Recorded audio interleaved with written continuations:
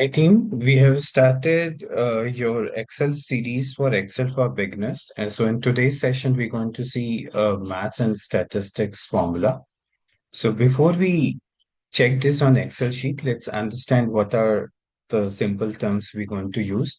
The first, we're going to use your sum. So sum is nothing, it's just that you have to add all the numbers in a range.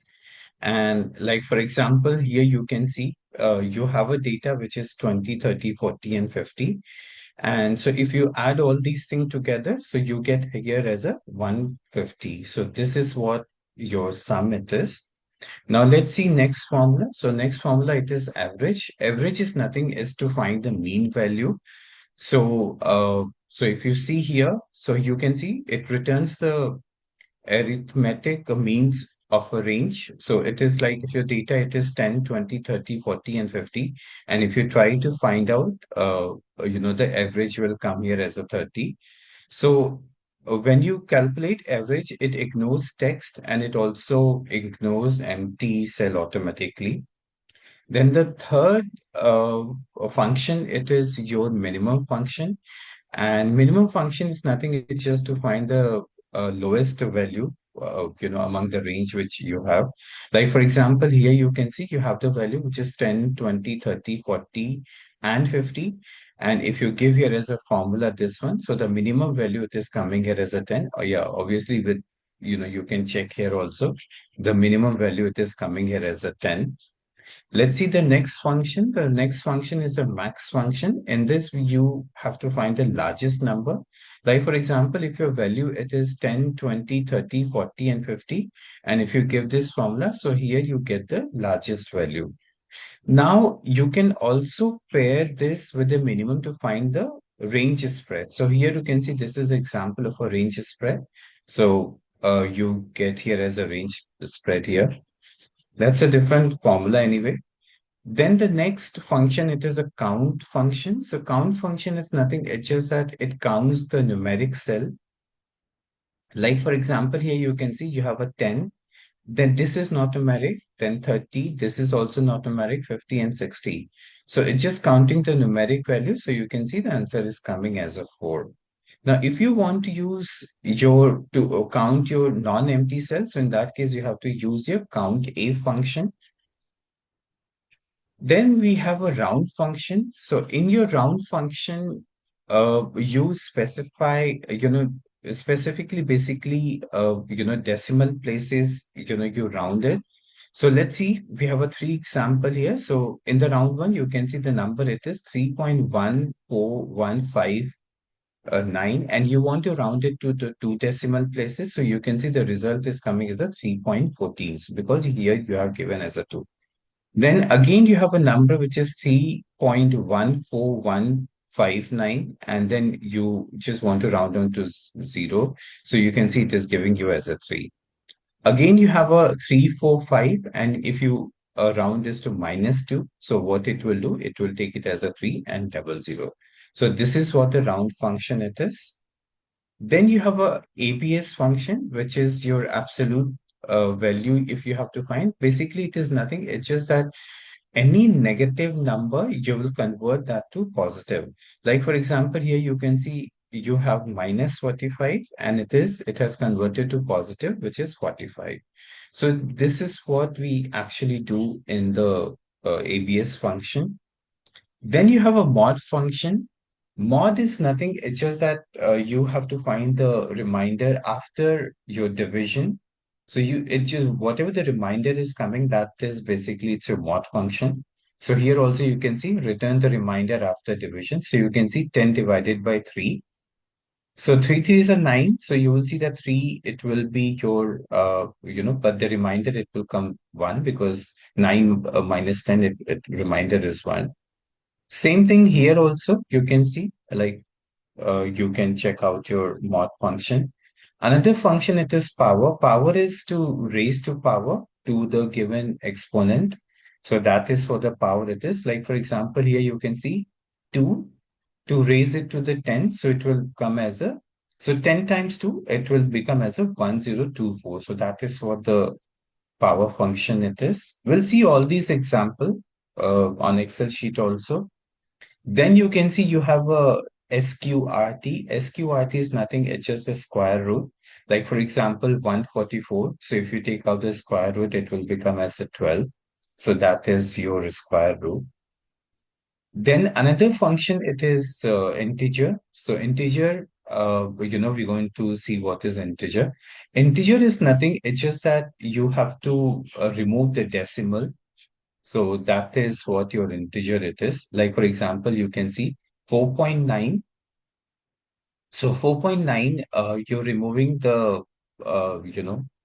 so you remove the decimal, so it will be, so it will come here as a -5. So that is what your integer it is. Then you have a ceiling. So let's see what is ceiling. Ceiling is nothing. It's just that round a number up to the nearest multiple.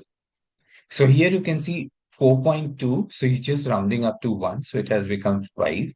Then you can see another example. It is 4.2. Then you're rounding it to 0.5. So it has become 4.5 as an example. Then here you can see rounding it to 9. So that is what your rounding function it is. And the last one, it is floor. So floor, it is nothing. It's just a round a number down to the nearest multiple. Like for example, here you can see 4 round down. So in that case, you have given value 1, so it has become as a 4. Now another example, it is you want to, so here it has become as a 0.5. Now 7, 3, and it has round down to 6. So that's what this example on Excel sheet, and we're going to so here this is my Excel sheet, Excel for beginner. And here you can see this is my sample data. So we're going to do all the, we have divided this, your maths and statistics, into three basic function. Another, it is rounding function, and then you have a math function. So let's see here how we can do. The first one, it is coming here as a sum. So what we're going to do, we're going to add all the number together. So these are the numbers. So we're going to add all these together. So how we're going to write here? We're going to give here as a equal to sign, and I'll write here as a sum, open the bracket, and I'll select from G4 to your G9, and P9, P4, G4 to your P4, this is P4. Close the bracket here, press enter. You will see the total of all these detail, it is coming as a 593. Now let's see how we can find. So the moment you see here, team, the moment you start typing, here also it is coming. Now, because it is already hidden, if I use a tab function, it will open the bracket. So in this case, what I'm going to do, I'm again going to select your from the G4 to your P4, and then close the bracket. So it will find out the average here. So it is giving me 59.3. So this is your average. The next function, it is your minimum function, and we're going to find out the smallest number bracket here. And if I select it from your G4 to your P4 and close the bracket, and if I press enter, you can see it is giving me 12. So here also you can see the minimum value, it is coming here as a 12. So this is what it has taken. Then we're going to find out the maximum value. So here you can see find the largest number. So among all these sample data, we're going to find the largest number. So we're going to give here as a equal to sign, and I'll give here as a max and open the bracket. And again, I'll select the value from your G4 to your P4 and close the bracket. And if I press enter, you can see it has given me 99. So here also you can see 99 is the highest value. So that is the reason it is giving as a 99. Then we're going to count your all these, the how many number exist actually. So you can see this is a sample data, and we're going to count how many number it is. So I'm going to give it as a equal to sign, and would give it as a count. Open the bracket, E4, and close the bracket.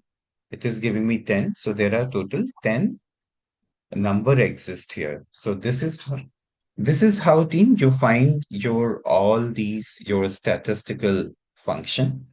Now, if you want this Excel sheet, just your comment, your email ID will send you this Excel sheet here.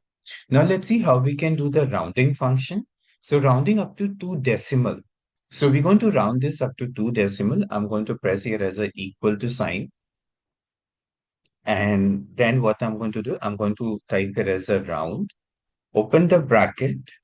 And with this round here, I'll select here as your Acha, so even if I have to round, so we have to do some, I'll find out the average for this and then we're going to round this figure. So you average and just open the bracket. And with this opening of a bracket, just select your all these number from your G and then close the bracket. And what it should round? It should round to this, close the bracket, press enter here. So you can see it has taken as a 9.3. So here you can see this is the average it is coming. And because we have given the round up to 2 decimal places, because the decimal places is only coming as a 1. So it has taken only single decimal places. The next function, it is your integer. And in this, we're going to find your integer. So what integer does? It removes a decimal. So let's come here and find this. So here, what we're going to do, I'll find here as your integer. And in this integer, we're going to go ahead. So I'll type it as a equal to sign and I'll type it as a INT. Open the bracket.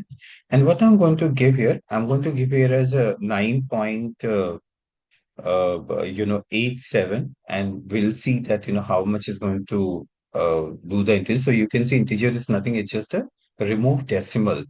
So if I press enter, because we have given 0.87, and we'll see whether it's removes or not. So if I press enter, you can see it has removed the decimal places. So it is showing as a 9. Then you have a ceiling function. So what is ceiling function? So see, so if I click here as a equal to sign, and if I type it as a ceiling is coming here. So I'll select this ceiling and open the bracket, and, and to nearest to 1 here, I'll select this. And if I press enter, so what is doing? It's rounding up to the nearest 1. So 4.2. And if I want to round this up to the 1, so it will take it here as a 5. So here you can see it has rounded up to the nearest 1, right? So if I want to round this to the nearest 2, and if I press enter, so you will see it has become as a ceiling function. Another function is a float function. It will round down to the nearest 1. So here I'll press here as a equal to sign and I'll type here as a float. Okay. I'm going to give it as a 4.9, and I want the nearest one here. So it's going to round down. So what it will do? It will take it as a 4. So here you can see it has rounded down. And it's at 4. So what is ABS? And we're going to give it as a ABS. ABS is nothing, it's just a return absolute positive value. So whatever is the negative value which is there, it will return to the positive value. So let's come here. And if I give here, because we don't have any negative in the example, and if I press enter, so you will see it will take it as a positive value 150. So this is what your math function it is. ABS. Then you have another function which is MOD. So mod is nothing. It's just you have to find out your reminder. So whatever the reminder is, if I give here as a mod, open the bracket, and I'll type it as a 17 divided by 5. And then if I close the bracket, so 17 divided by 5, you will see 5 is a 15. The reminder will come as a 2. So here you can see the reminder is coming as a 2 because 17 minus 15, it comes as a 2. Then you have a square function.